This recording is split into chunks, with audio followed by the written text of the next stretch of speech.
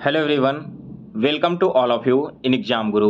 दोस्तों, इस वीडियो में एयरफोर्स वाई ग्रुप एग्जाम 2023 के लिए जीके के 25 इंपॉर्टेंट क्वेश्चन का सॉल्यूशन मैं आप सभी के लिए लेकर आया हूं। इससे पहले दोस्तों मैंने आपके लिए जीके के 2 से 3 वीडियोज और अपलोड कर रखे हैं, तो जिन लोगों ने अभी तक पिछले वीडियोज को नहीं देखा, आप इस वीडियो को पूरा देखने के बाद चैनल के प्लेलिस्ट में जाना। वहाँ पर आपको एयरफोर्स जीके 2023 के नाम से एक नया प्लेलिस्ट मिलेगा, जहाँ पर टॉपिक वाइज सारे जीके के क्वेश्चन अपलोड किए गए हैं। दोस्तों, आज के इस वीडियो में मैं आपको इंडियन पॉलिटी से रिलेटेड राष्ट्रपति, उपराष्ट्रपति, प्रधानमंत्री, लोकसभा एंड राज्यसभा के जितने भी इंपॉर्टेंट क्वेश्चंस बनते हैं उन सभी का सॉल्यूशन करवा दूंगा। और इसके साथ ही दोस्तों आपका पॉलिटी का लेक्चर कंप्लीट हो जाएगा। आपके एग्जाम में पॉलिटी से एक भी एक्स्ट्रा क्वेश्चन इस टॉपिक के अलावा नहीं पूछा जाने वाला है, तो वीडियो में लास्ट तक बने रहिए। और दोस्तों, अगर आप इस चैनल पर नए हो तो आपसे रिक्वेस्ट करूंगा कि चैनल को सब्सक्राइब कर लें, ताकि मैं जैसे ही कोई नई वीडियो अपलोड करूं तो उसका नोटिफिकेशन सबसे पहले आप सभी तक पहुंच जाए। चलिए दोस्तों, अब आज का वीडियो स्टार्ट करते हैं। तो कल के लेक्चर में मैंने आपको क्वेश्चन नंबर 15 तक कंप्लीट करवा दिया था। अब आगे देखते हैं अगला क्वेश्चन नंबर 16। 16वां क्वेश्चन कह रहा है कि राष्ट्रपति का चुनाव किस अनुच्छेद के तहत होता है। दोस्तों, हमारे देश में प्रेसिडेंट का चुनाव इलेक्टोरल कॉलेज की तरफ से होता है, और इस चुनाव में जितने भी प्रावधान किए गए हैं या फिर जितने भी अलग अलग नियम बनाए गए हैं, वो सारे के सारे नियम आते हैं आपके अनुच्छेद 54 के तहत, और इसी आर्टिकल के तहत प्रेसिडेंट का इलेक्शन संपन्न करवाया जाता है। अगला इंपॉर्टेंट क्वेश्चन, और यह आपके एयरफोर्स एग्जाम में आ भी चुका है। राष्ट्रपति को शपथ कौन दिलाता है। दोस्तों, यहाँ पर राष्ट्रपति को शपथ दिलाया जाता है भारत के मुख्य न्यायाधीश के द्वारा, यानी कि चीफ जस्टिस ऑफ इंडिया के द्वारा। इसके बाद अगला क्वेश्चन है, राष्ट्रपति का कार्यकाल कितने वर्षों का होता है। तो करेक्ट आंसर है, राष्ट्रपति का कार्यकाल टोटल 5 वर्षों का होता है। इसके बाद अगला क्वेश्चन है, यह क्वेश्चन भी दोस्तों इस बार एयरफोर्स वाई ग्रुप एग्जाम में पूछा जा चुका है कि राष्ट्रपति अपना त्यागपत्र किसे सौंपते हैं। दोस्तों, राष्ट्रपति जो हैं वे अपना त्यागपत्र उपराष्ट्रपति को, यानी कि वाइस प्रेसिडेंट को हैंड ओवर करते हैं। इसके बाद अगला क्वेश्चन है, राष्ट्रपति के खाली पद कितने दिनों के अंदर भरा हो जाना चाहिए। ठीक है, देखिए, अगर किसी भी वजह से राष्ट्रपति का पद अचानक से खाली हो जाता है बिना इलेक्शन करवाए हुए, तो ऐसे कंडीशन में 6 महीने के अंदर अंदर इस पोस्ट को फिल कर देना होता है। और दोस्तों, यहाँ पर राष्ट्रपति की अनुपस्थिति में उपराष्ट्रपति उनके सारे कार्यभार को संभालेंगे, और अगर वे भी उपस्थित नहीं रहते हैं तो इस कंडीशन में जो चीफ जस्टिस ऑफ इंडिया हैं वे as a president of India act करेंगे। और दोस्तों, यह क्वेश्चन इस बार आपके एयरफोर्स एग्जाम में 25 जुलाई को पूछा गया था कि राष्ट्रपति और उपराष्ट्रपति अगर नहीं है तो इस कंडीशन में इनके पद को कौन संभालेगा। तो करेक्ट आंसर था भारत के मुख्य न्यायाधीश। इसके बाद अगला क्वेश्चन है कि लोकसभा को भंग कौन कर सकता है। दोस्तों, लोकसभा को भंग करने का अधिकार देश के राष्ट्रपति के पास होता है। नेक्स्ट है क्वेश्चन नंबर 22, दोनों सदनों की संयुक्त बैठक कौन बुलाता है। दोस्तों, यहाँ पर जो दोनों सदन हैं, लोकसभा और राज्यसभा, इन दोनों का ज्वाइंट सिटिंग बुलाता है राष्ट्रपति, और यह बुलाया जाता है दोस्तों आर्टिकल 108 के तहत। इसके बाद अगला क्वेश्चन है यहाँ पर 23 नंबर, भारत के मुख्य न्यायाधीश और सर्वोच्च न्यायालय के जजों की नियुक्ति कौन करता है। तो करेक्ट आंसर है दोस्तों राष्ट्रपति। नेक्स्ट है question number 24, Indian army, air force and navy के अध्यक्षों की नियुक्ति कौन करता है। तो करेक्ट आंसर होगा प्रेसिडेंट। इसके बाद अगला क्वेश्चन यहां पर है 25 नंबर, भारतीय सेना का कमांडर कौन होता है। दोस्तों, जो भारत की सेना है, इन सेना का कमांडर यानी कि सर्वोच्च अधिकारी जो हैं वे होते हैं हमारे देश के राष्ट्रपति। इसके बाद दोस्तों बात करते हैं आपातकाल की, यानी कि इमरजेंसी की। तो इमरजेंसी आपके 3 तरह के होते हैं। पहला है राष्ट्रीय आपातकाल, यानी कि नेशनल इमरजेंसी, जो लगाया जाता है आर्टिकल 352 के तहत। सेकंड है राष्ट्रपति शासन, यानी कि दोस्तों किसी भी राज्य में कोई ऐसी स्थिति आ जाती है जिसकी वजह से वहां पर की जो विधानसभा है उसे भंग कर दिया जाए और वहां पर राष्ट्रपति का शासन लागू कर दिया जाए, तो यह आपके आर्टिकल 356 एंड आर्टिकल 365 के तहत किया जाता है।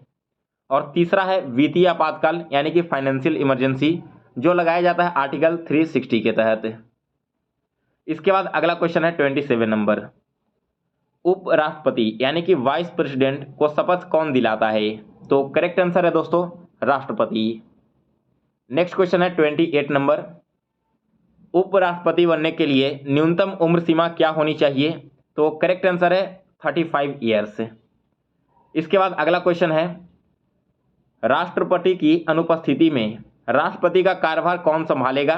तो करेक्ट आंसर है दोस्तों उपराष्ट्रपति, और इसके बारे में मैंने आपको अभी बताया भी है। इसके बाद अगला क्वेश्चन है, प्रधानमंत्री को शपथ कौन दिलाता है? दोस्तों जो प्राइम मिनिस्टर है हमारे देश के, उनको शपथ दिलाते हैं राष्ट्रपति। आफ्टर देन 31 नंबर क्वेश्चन, प्रधानमंत्री बनने के लिए आयु सीमा क्या होगी? देखिए यहाँ पर अगर प्रधानमंत्री बनना है तो आपकी उम्र मिनिमम 30 साल होनी चाहिए अगर आप राज्यसभा के सदस्य हैं तो। लेकिन अगर आप केवल लोकसभा के सदस्य हैं तो इस कंडीशन में आपकी मिनिमम एज 25 ईयर्स होनी चाहिए, तभी आप एलिजिबल होंगे प्राइम मिनिस्टर के पोस्ट के लिए इलेक्शन लड़ने को। नेक्स्ट क्वेश्चन नंबर 32, राज्यसभा में सदस्यों की संख्या कितनी होनी चाहिए? तो देखिए दोस्तों राज्यसभा में जो मैक्सिमम सदस्यों की संख्या होनी चाहिए वो फिक्स्ड है 250। इसके बाद क्वेश्चन नंबर 33, राज्यसभा के सदस्यों का कार्यकाल कितने वर्षों का होता है? और दोस्तों यह क्वेश्चन आपके इसी बार एयरफोर्स एग्जाम में पूछा भी गया है। तो राज्यसभा के जो भी मेंबर्स होते हैं उन सभी का कार्यकाल 6 वर्षों का होता है। 34 नंबर क्वेश्चन है, लोकसभा में अधिकतम सदस्यों की संख्या क्या है? दोस्तों लोकसभा का जो मैक्सिमम स्ट्रेंथ है वो है 552 मेंबर्स का। 35 नंबर क्वेश्चन जो कि एयरफोर्स में पूछा गया है, लोकसभा सदस्यों का कार्यकाल कितने वर्षों का होता है? तो दोस्तों उनका कार्यकाल होता है 5 वर्षों का। इसके बाद अगला क्वेश्चन है 36 नंबर, लोकसभा के पहले स्पीकर कौन थे? दोस्तों यह क्वेश्चन भी आपके एयरफोर्स वाई ग्रुप एग्जाम में 2022 में पूछा गया है। इसके अलावा जब आपके 2021 में एग्जाम हुआ था, जो वैकेंसी कैंसिल कर दिया गया, उस समय भी बिल्कुल सेम क्वेश्चन आपके एग्जाम में रिपीट हुआ था।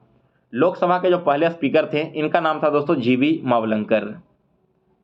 नेक्स्ट क्वेश्चन नंबर 37, मुख्य चुनाव निर्वाचन आयोग का कार्यकाल कितने वर्षों का होता है? तो दोस्तों इनका कार्यकाल 6 वर्षों का होता है या फिर 65 वर्ष की आयु तक, यानी कि अगर वे 65 वर्ष की आयु पूरा कर लेते हैं 6 वर्ष पूरा होने से पहले, तब भी उन्हें इस पोस्ट से हटा दिया जाएगा। या फिर अगर उनकी उम्र 65 से नीचे रहती है लेकिन अगर वे 6 साल का कार्यकाल पूरा कर लेते हैं तभी उन्हें इस पोस्ट से हटाया जा सकता है। 38 नंबर क्वेश्चन है, मतदान करने की न्यूनतम उम्र क्या है? दोस्तों मतदान करने के लिए मिनिमम एज यहाँ पर 18 ईयर्स का है। नेक्स्ट इसके बाद क्वेश्चन नंबर 39, किसी भी राज्य में मुख्यमंत्री बनने के लिए न्यूनतम उम्र सीमा क्या है? देखिए दोस्तों मुख्यमंत्री बनने के लिए आपकी एज 25 ईयर्स की होनी चाहिए। इसके बाद अगला क्वेश्चन है 40 नंबर, राज्यपाल बनने के लिए न्यूनतम उम्र सीमा क्या है? दोस्तों राज्यपाल बनने के लिए उम्र सीमा कम से कम 35 ईयर्स का होना चाहिए। इसी के साथ दोस्तों मैंने आपको पॉलिटी से रिलेटेड इंपॉर्टेंट 40 क्वेश्चन सॉल्व करवा दिए हैं, और मुझे नहीं लगता कि आपके एग्जाम में इस 40 क्वेश्चन से ज़्यादा और भी कुछ पूछा जाने वाला है पॉलिटी सब्जेक्ट से। 10-20 क्वेश्चंस और आपके एक्स्ट्रा बचे हुए रह गए होंगे, तो उसे मैं आपको जब प्रैक्टिस करवाऊंगा तो उन प्रैक्टिस सेट के साथ में कंप्लीट करवा दूंगा। अब कल से दोस्तों इसी तरह से हम ज्योग्राफी का लेक्चर स्टार्ट करेंगे, जिसमें आपके ज्योग्राफी के टॉपिक वाइज सारे क्वेश्चंस कंप्लीट होंगे 2 से 3 लेक्चर में। आफ्टर देन हम लोग हिस्ट्री का क्वेश्चंस को कंप्लीट करेंगे, एंड उसके बाद स्टैटिक जीके में अभी तक पिछले 5 सालों में जितने भी टॉपिक से एयरफोर्स के एग्जाम में क्वेश्चन आए हैं उन सभी टॉपिक के इंपॉर्टेंट क्वेश्चन सॉल्व करवा दूंगा, और यह सारे आपके syllabus with in a month complete हो जाएंगे।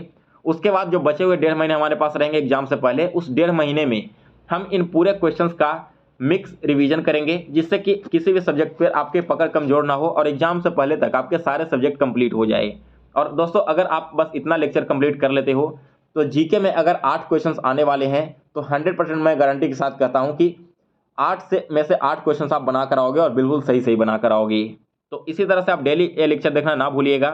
इसका कंप्लीट पीडीएफ एक बार जैसे ही तैयार हो जाता है तो मैं अपने टेलीग्राम ग्रुप पर एंड वेबसाइट पर अपलोड कर दूंगा। फिलहाल आपका पीडीएफ बन ही रहा है, यहाँ पर आप देख सकते हो कि ज्योग्राफी का पीडीएफ है, इसके नीचे से आपका हिस्ट्री का पीडीएफ स्टार्ट हो चुका है। बाकी के और सारे सब्जेक्ट इसमें ऐड करना बचा हुआ रह गया, तो वो सारे सब्जेक्ट्स ऐड करने के बाद एक साथ मैं आपको ये पीडीएफ उपलब्ध करवा दूंगा। तो फिलहाल इस वीडियो में बस इतना ही दोस्तों। अगर आपको वीडियो पसंद आया हो तो इसे लाइक और शेयर जरूर करें। साथ में दोस्तों डेली इसी तरह की जीके वीडियोस देखने के लिए चैनल को भी सब्सक्राइब कर लें। तो मिलते हैं फिर से एक नए वीडियो में, तब तक के लिए जय हिंद, जय भारत।